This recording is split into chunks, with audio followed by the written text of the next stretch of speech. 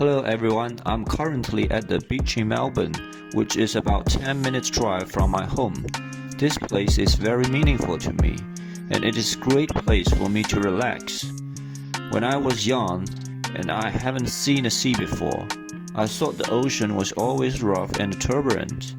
It wasn't until I came to the beach that I realized the ocean could be so calm and peaceful.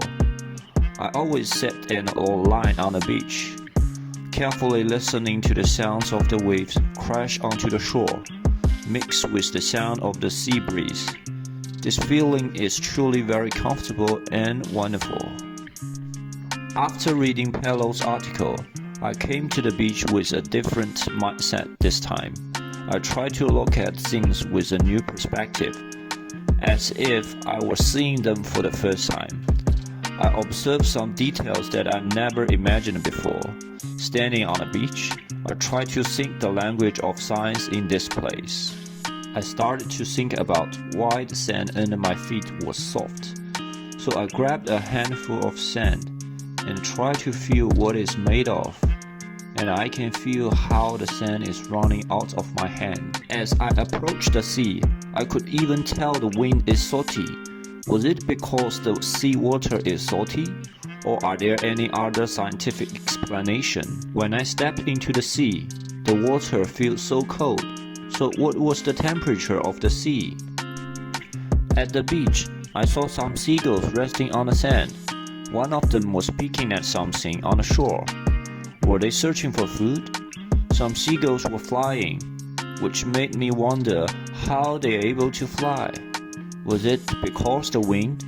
After that, I turn around and see my own shadow on the sand.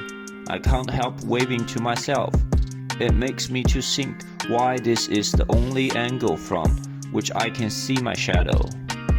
All of these elements above made me feel connected to the ocean.